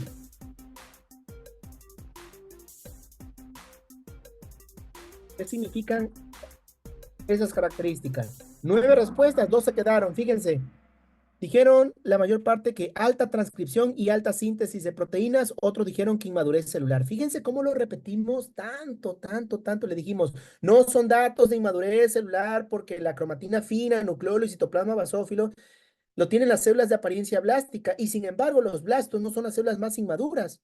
Y además, las células más inmaduras, como las células troncales hematopoyéticas, no tienen cromatina fina, no tienen citoplasma basófilo, no tienen nucleolo. Y hay células más maduras, como los patocitos, como las células del sistema nervioso, que tienen esas características morfológicas no por ser inmaduras. Y vean, si ahorita contestaran en su cuestionario, ya 4 estarían reprobados. Y 2, 4, 5, 9, 10, 11, y 2 que se quedaron fuera. No sé por qué razón. Ojo con esto, por favor. ¿De acuerdo? Vamos a ver. Y aquí vamos a ver quién obtiene el primer lugar, segundo y tercero. Ya tenemos a la licenciada Esmeralda en el primer lugar, Miguel en el segundo lugar, Daniel en el tercer lugar, Liliana en el cuarto y la química Yadira en el 5. Vamos con la siguiente pregunta, por favor. Ya entendieron la dinámica y esto siempre lo vamos a estar haciendo para los alumnos. Segunda pregunta. Marcadores inmunofenotípicos que expresan las células madres hematopoyéticas. C36, CD42, CD13, CD33, CD34, CD90, CD13, D5. ¿Cuál sería? 6 respuestas, 7 respuestas, 8 segundos, 7 segundos, 6 segundos, 5 segundos, 4 segundos, 3 segundos, 2 segundos y 1 segundo. Todos respondieron que CD34 y CD90 estaban en la primera imagen, vean, y uno respondió CD36 y CD42. CD36 y CD42 son de células megacariocíticas plaquetarias, ¿no? No tiene nada que ver con con las células inmaduras. Ojo con esto. Y de hecho, cuando hacemos una recolección de células troncales hematopoyéticas a partir de la sangre periférica de un donador, justamente las recolectamos y sabemos que son células hematopoyéticas porque las inmunomarcamos con CD34. Vamos a ver cómo va el podium. El licenciado Daniel, fíjense, ya tiene el primer lugar, Miguel Ángel en el segundo, Esmeralda cae al tercero, Liliana en el cuarto, la química Yadira, perdón, en el 5. Vamos con la siguiente pregunta, 3 de 10.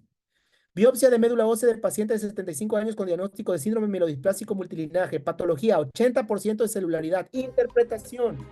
100% la médula ósea del paciente es hipocelular, 65% la médula ósea del paciente es normocelular, 80% la médula ósea del paciente es normocelular, 15% la médula ósea del paciente es hipercelular.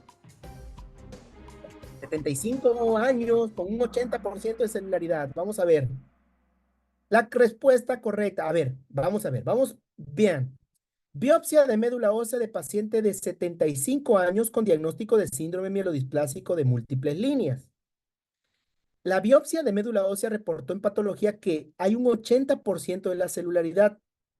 No lo vamos a hacer ahorita, porque para eso tienen sus videos. Pero sí recuerdan cómo calculábamos el porcentaje de celularidad en dependencia de la edad del paciente. Ni modo, se vuelve a ver los videos. ¿De acuerdo? Y ahí se va a dar cuenta que para este paciente no debería tener el 80% de celularidad, tiene 75 años. ¿De acuerdo? Debe tener más o menos un 15% de celularidad para la edad del paciente. ¿Y cuál es la interpretación entonces si tiene 80%? Pues la médula ósea del paciente es hipercelular, tiene demasiadas células. Entonces aquí solamente una persona fue la que dio digamos, al diagnóstico. Las otras 4, más bien las otras 5 personas estuvieron mal. ¿Qué fue lo que pasó aquí? que seguramente no supieron calcular el porcentaje en relación a la edad del paciente. Y la interpretación era sencilla, porque si usted calcula que debería tener 15% y el paciente tiene 80%, pues es hipercelular. La respuesta correcta es la verde, ¿no? Bien, vamos a ver cómo quedan los marcadores. Sube la licenciada Yadira Ibarra, bajan las demás personas. Vamos a ver la siguiente pregunta. 4 de 10. Proceso mediante el cual las células madres hematopoyéticas no comprometidas proliferan, se diferencian, dando lugar a todos los componentes de la sangre periférica. Proceso mediante el cual las células madre hematopoyéticas no comprometidas proliferan, se diferencian, dando lugar a todos los componentes de las células hematopoyéticas: mitosis celular, diferenciación, maduración o hematopoiesis. ¿Cuál sería? 3 segundos, 2 segundos, 1 segundo, se acabó. Aquí está mal. No es mitosis celular, esto lo tengo que cambiar, es hematopoiesis.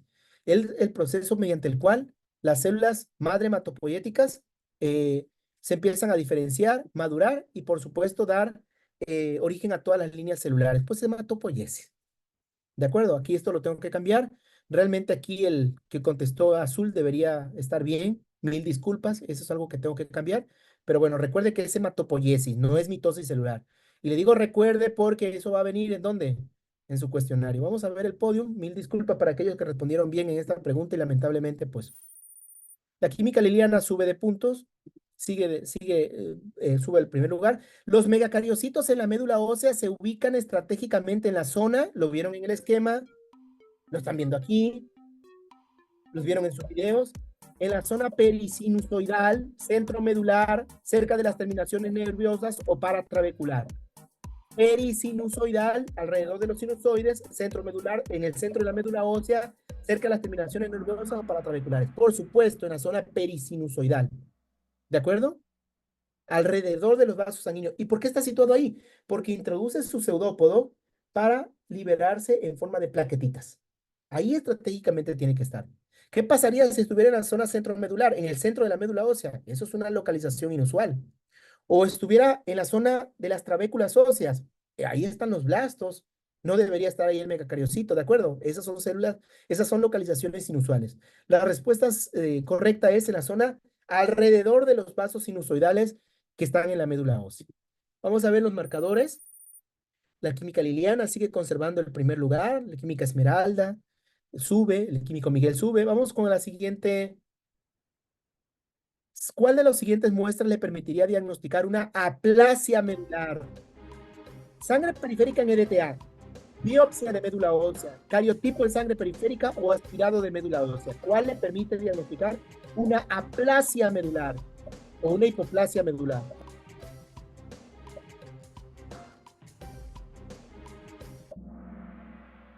La biopsia de médula ósea, porque dijimos, la biopsia de médula ósea me permite ver cómo están distribuidos todos los elementos hematopoyéticos estratégicamente en la médula ósea y la cantidad de células que hay.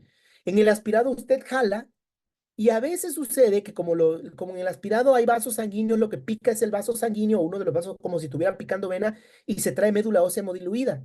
Eso no sirve para diagnóstico, más bien usted picó la otra vena, ¿no? Y a veces es necesario más bien ver a través de una biopsia de médula ósea un pedazo de hueso para ver si están bien distribuidos los elementos hematopoyéticos y qué cantidad de elementos hematopoyéticos hay. Entonces, la respuesta es la biopsia de hueso o biopsia de médula ósea. Vamos a ver. Sigue la licenciada Liliana en el primer lugar, ¿no? Y sube la química Yadira y el químico Daniel. Vamos con la siguiente, 7 de 10. Primera célula de la hematopoiesis reconocible al microscopio de luz con cromatina fina, nucleolo y citoplasma basófilo. Linfocito T maduro, célula plasmática, granulocito o plasma.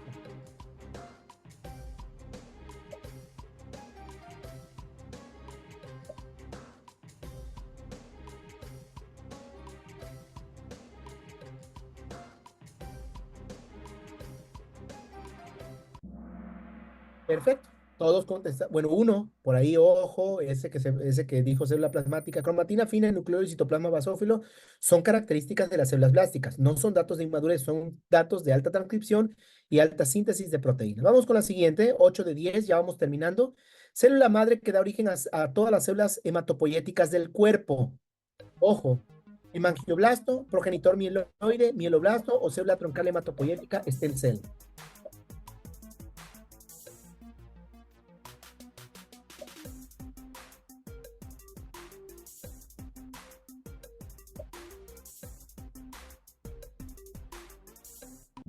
Bien, todos contestaron, 8 contestaron bien, 2 mal, hemangioblasto no, es la célula troncal hematopoyética o stem cell. Sigue la química Liliana, vamos con la última penúltima pregunta. Sitios predilectos de punción para la obtención de aspirados y biopsia de médula ósea en un paciente adulto. ¿Cuál es el mejor sitio de obtención? Se puede tomar en cualquier parte del cuerpo, la bóveda craneal, parte central de los huesos largos, diáfisis, o cresta ilíaca posterior y el esternón. ¿Cuál creen? Bueno, no es que crean, porque ya incluso esto está en sus videos. Hoy dimos un resumen, pero en realidad ya todo esto está en su video. Por supuesto, la cresta ilíaca posterior, atrás, y el esternón. Son los sitios de elección para el aspirado biopsia de médula ósea. Ojo con eso. Química Liliana sigue en primer lugar. Última pregunta. Denominación que reciben los macrófagos rodeados por eritroblastos en la médula ósea. Islas hemangioblásticas, histiocitos, islas eritroblásticas o macrófagos de Gaucher. Lo vimos en la imagen.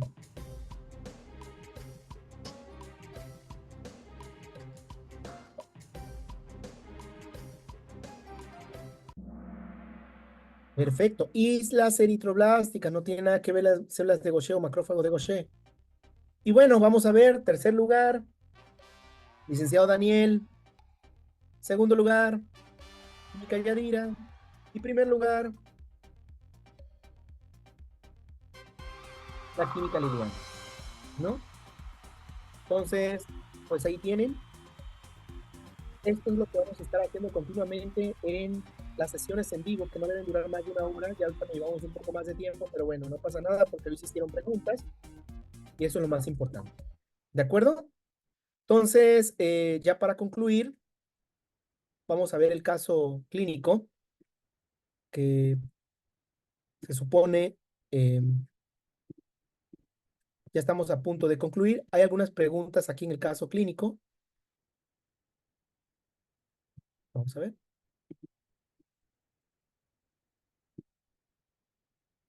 Permítanme un momento. Más.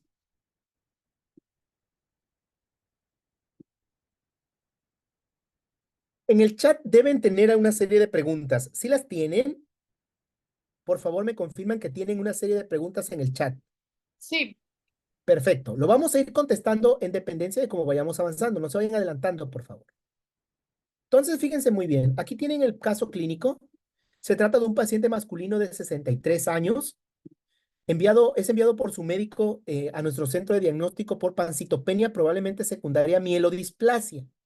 Se han realizado múltiples transfusiones con respuestas mínimas. Vean, aquí está la biometría hemática. Los estudios de vitamina B2 y folatos fueron normales y el ultrasonido abdominal no reveló organomegalias. El panel viral para hepatitis y HIV fueron totalmente negativos. Tienen la primera pregunta, dice. Todas son causas de pancitopenia, excepto, empiecen a responder. Todas son causas de pancitopenias, excepto, empiecen a responder, por favor. Que en este caso, vean que el paciente tenía una anemia macrocítica, normocrómica, un RDW alto, reticulocitos bajos, trombocitopenia y neutropenia. Es decir, clásicamente el paciente tiene pancitopenia. No sé si es mi imaginación, pero no están respondiendo. ¿No los deja responder o por qué no están respondiendo? Todas son causas de pancitopenia, excepto.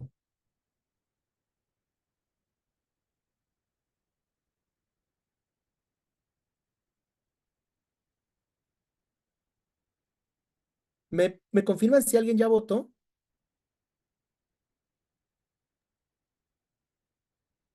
Sí, yo. ¿Ya votó usted? Es que aquí no me sale que haya votado, pero bueno, ok, de acuerdo. Creo que deja enviar la respuesta al final Ok, de todo. perfecto. Entonces, fíjense, Las opciones eran síndrome mielodisplásico multilinaje, leucemia aguda, aplasia medular, tricoleucemia e hipertiroidismo. ¿Quién me da la respuesta? ¿Quién de ustedes me da la respuesta? Todas son causas de pancitopenia, excepto ¿cuál sería la respuesta correcta?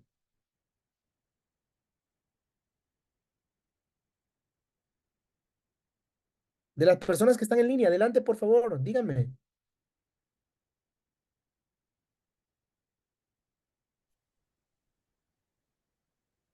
Pues yo digo que hipotiroidismo. No hiper. En este caso era hiper. Ay, sí, Ok, entonces, excepto hipertiroidismo, así es. Nada más hipertiroidismo. Los síndromes mielodisplásico multilinaje pueden dar pancitopenia, las leucemias agudas pueden dar pancitopenia, la aplasia medular, que habíamos dicho, puede dar pancitopenia, la tricoleucemia da pancitopenia, entonces la única que no da pancitopenia es el hipertiroidismo, ¿de acuerdo? Vamos con la siguiente, fíjense, este es un frotis de sangre periférica y aquí vamos a contestar la pregunta número 2 y la pregunta número 3. La pregunta número 2 dice, ¿cuál de las respuestas sería el diagnóstico más probable? Pero,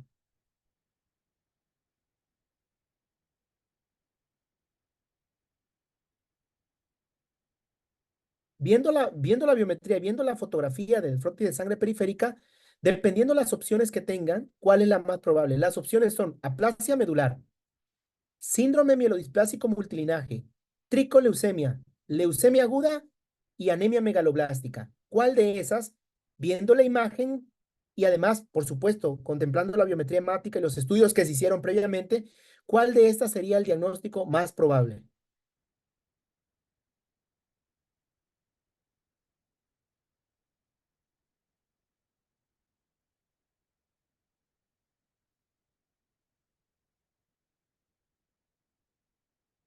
¿Ya contestaron? anemia megaloblástica. ¿Sabe por qué no? Porque se le olvidó leer que nuestro paciente se habían determinado vitamina B12 y folatos y fueron normales. Mm. Cuidado, esto es lo que tienen que hacer, no olvidar Sí, lo que ya tienen, ¿de acuerdo? Entonces, alguien dijo aplasia medular, en efecto, el diagnóstico más probable es una aplasia medular. Claro, aquí no podemos decir que se trata de una aplasia medular, o sea, no va a decir biometría hemática compatible con aplasia medular, no. Aquí lo que va a decir es pancitopenia de causa no determinada, necesario realizar aspirado biopsia de médula ósea, ¿de acuerdo? Porque entonces en la biopsia y el aspirado le va a dar la posibilidad de ver qué es lo que está pasando y a partir de ahí hacer el estudio que se deba realizar, ¿no? Entonces, en este caso, ¿por qué no puede ser un síndrome mielodisplásico multilinaje? Porque los síndromes mielodisplásicos se caracterizan por datos de fealdad. Aquí el neutrófilo no está realmente feo, ¿no? No vemos tantas plaquetas, pero bueno, no tampoco estaban feas. Los eritrocitos tampoco son macrocíticos, pero no son feos. De hecho, bueno, sería el segundo diagnóstico, que es el que tendríamos que, digamos, compararlo, el diagnóstico diferencial. Una tricoleucemia no les estoy poniendo tricoleucocitos. Una leucemia aguda no, porque no les estoy poniendo blasto. Una anemia megaloblástica, ya dijimos, la determinación de vitamina B12 y folatos fueron normales. Entonces aquí el diagnóstico que usted debe tener en mente es o una aplasia medular versus un síndrome mielodisplásico multilinaje, que en este caso, por no haber datos de fealdad como tal, yo me iría por una aplasia medular, por supuesto. Es mi diagnóstico principal, el primario, el que yo debo tener en cuenta, pero siempre existe un diagnóstico diferencial. Tercera pregunta, que es con respecto a la imagen. ¿Qué estudios se requieren para establecer el diagnóstico definitivo? Las opciones son, no se requiere un estudio adicional, el aspirado de médula ósea y el inmunofenotipo, la biopsia de médula ósea y cariotipo, tinción de mieloperoxidasa y alfa-naftilacetato esterasa, PCR, reacción en cadena de polimerasa para la JAK2 y BCR-ABL. ¿Cuál creen que sea? ¿Qué sería la sugerencia? Ya hizo todos los estudios de imagen, todos los estudios que tienen que ver con el panel viral, todos los estudios que tienen que ver con la revisión morfológica, todos los estudios que tienen que ver con la determinación de vitamina B12, folatos e incluso el perfil de hierro. No hay manera de diagnosticarlo en la sangre, por supuesto, pero entonces, ¿cuál sería el estudio? ¿Alguien ya lo tiene? ¿Alguien ya me puede decir cuál sería entonces el diagnóstico, perdón, el estudio que se requiere para establecer el diagnóstico definitivo?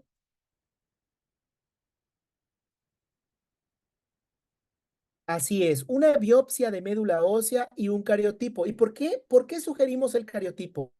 Porque a veces sucede que puede ser puede ser una mielodisplasia y un síndrome mielodisplásico hipoplásico, es decir, que hay una mielodisplasia o que hay eh, que son de los más raros, ¿no? Pero bueno, puede existir que sea una hipoplasia en el contexto de un síndrome mielodisplásico. Entonces, para no dejar, porque acuérdense que todo lo negativo también tiene una información, para dejar en claro que aquí no hubo un cariotipo asociado a un síndrome mielodisplásico, se debe de hacer. Y por supuesto, para ver la topología, la topografía, perdón, y ver el número de células que existen en una médula ósea, lo ideal es la biopsia, no el aspirado.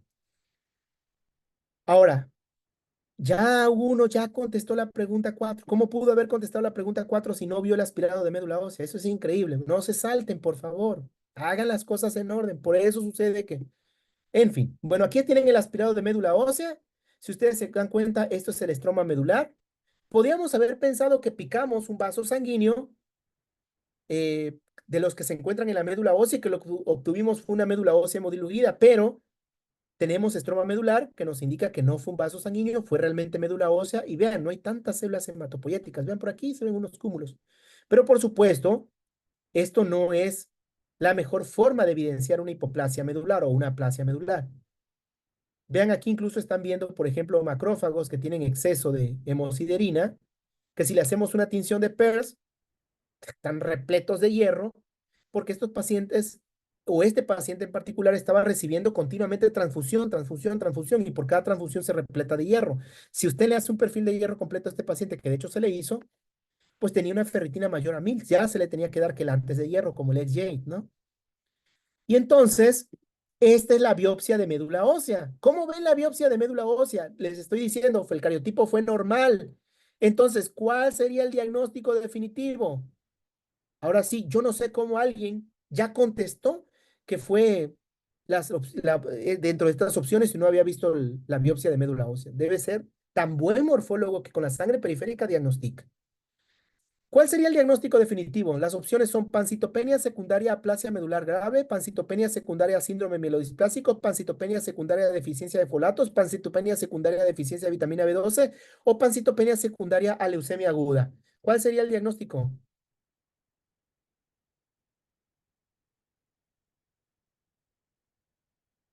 ¿Alguien que me diga, por favor?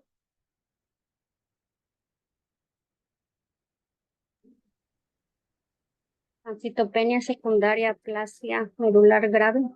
Así es, o hipoplasia medular grave, así es. Vean, el paciente apenas tiene poquito tejido hematopoyético. Esto está más, eh, digamos, una panorámica y vean, aquí están las trabéculas óseas y sin embargo todo se ve tejido adiposo, pero se ve mucho el tejido adiposo porque el paciente tiene una hipoplasia medular bastante, bastante grave. Por eso las transfusiones no respondían. Incluso ustedes vieron parte del tratamiento que se les da a estos pacientes, ¿no?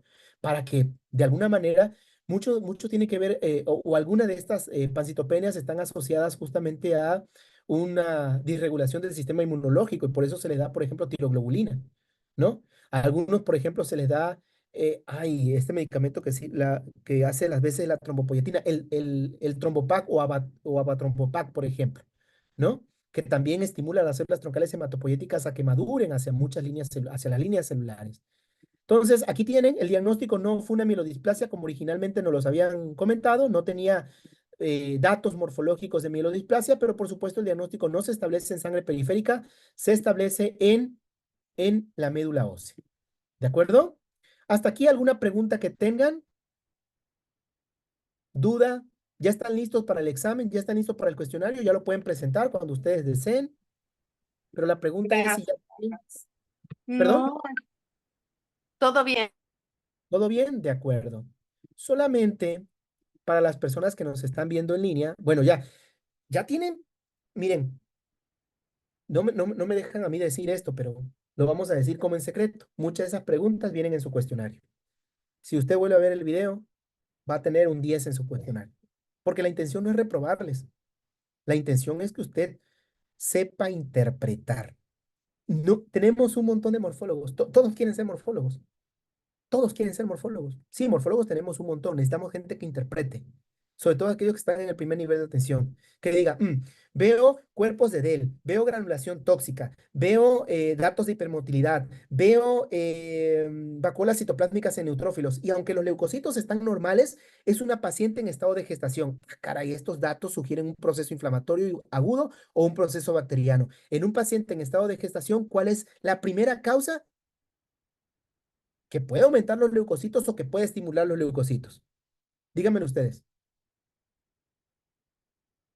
Si estos datos morfológicos están asociados a un proceso infeccioso bacteriano y o inflamatorio agudo, y estamos hablando de un paciente en estado de gestación, ¿cuál sería la primera causa que pudiera condicionar a estas alteraciones morfológicas en los neutrófilos?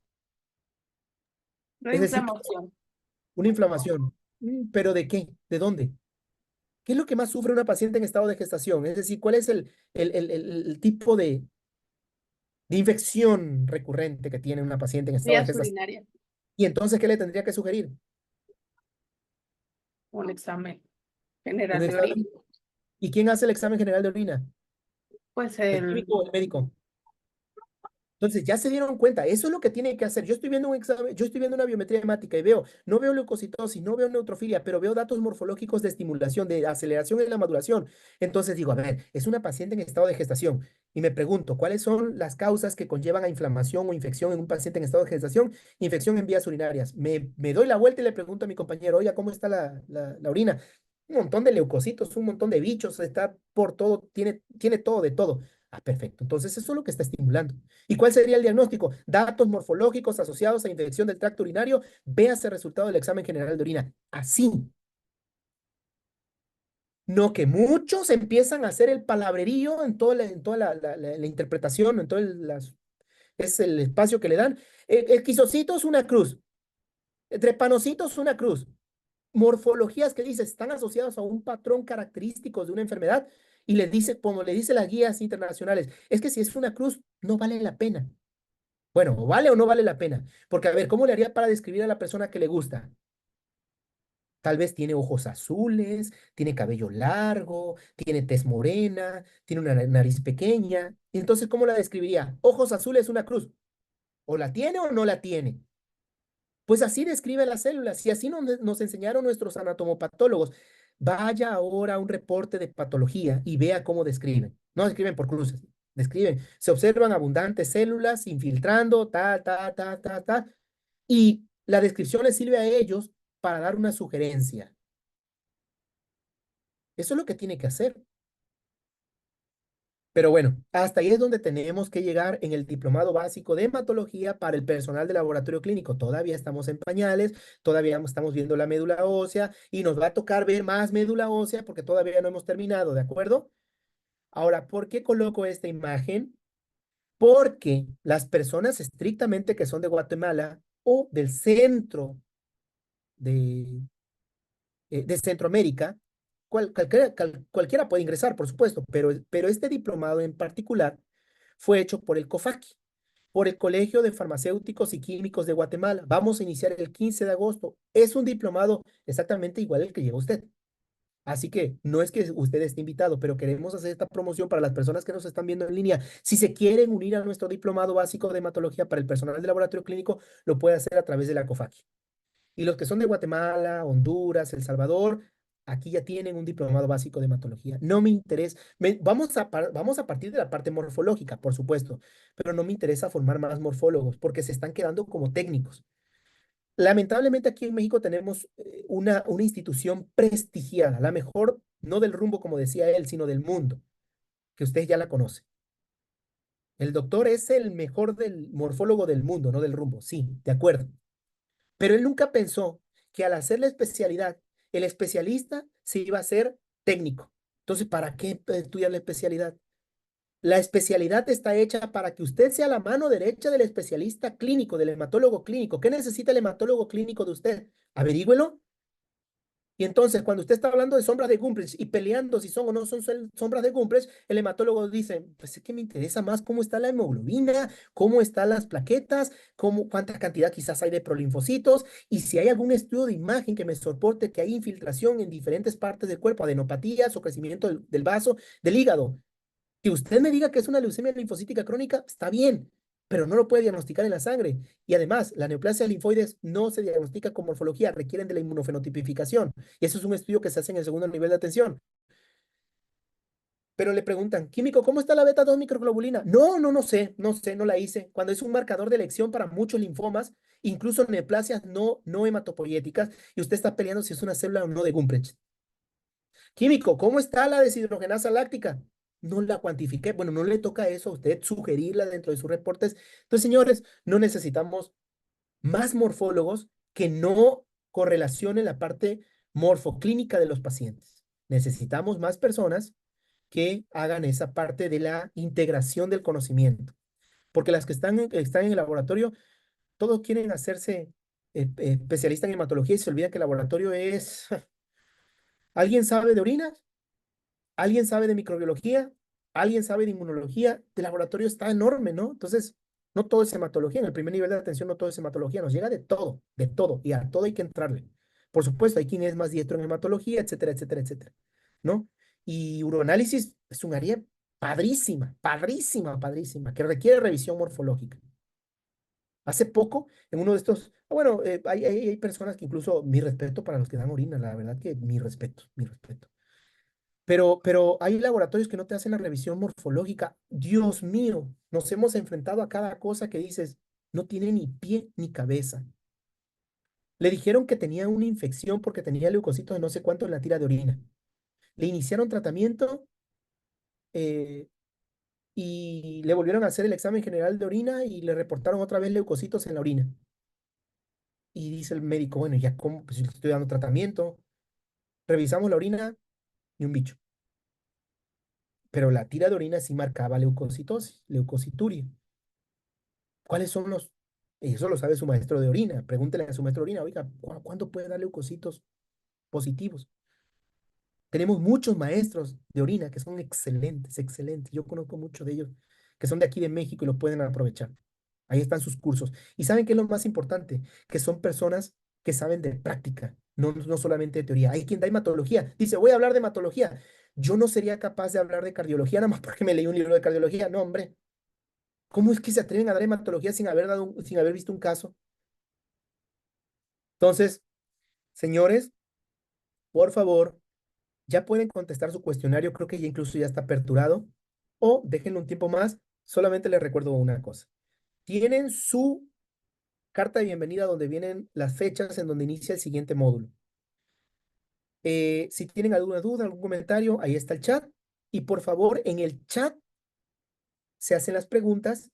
Y recuerden que el chat sirve también para que ustedes, si tienen algún caso, lo pongan ahí y tratar de resolverlos entre todos, ¿no? Tratar de sacar información. Me dio muchísimo gusto haber estado con ustedes en esta sesión en vivo. Concluye esta sesión en vivo con ustedes el día 15 de agosto del presente año. Ya tenemos el módulo número 2, que es la continuación de la hematopoiesis. Y también vamos a tener nuestra sesión en vivo. Y así son las sesiones que damos para este tipo de diplomado. Un gusto y un gusto para las personas que estuvieron con nosotros en el chat, aquí en Facebook Live. Me dio muchísimo gusto estar con ustedes, su servidor Eduardo Alberto Burelo López. Y bueno, Dios mediante, nos vemos pronto, ¿no? El 15 de agosto ya con su segundo módulo. Tengan una bonita noche. En el momento que esto cargue, se les envía el link directamente al chat del grupo para que lo pueda revisar. Muy buenas noches. Nos vemos pronto. Dios mediante. No sé.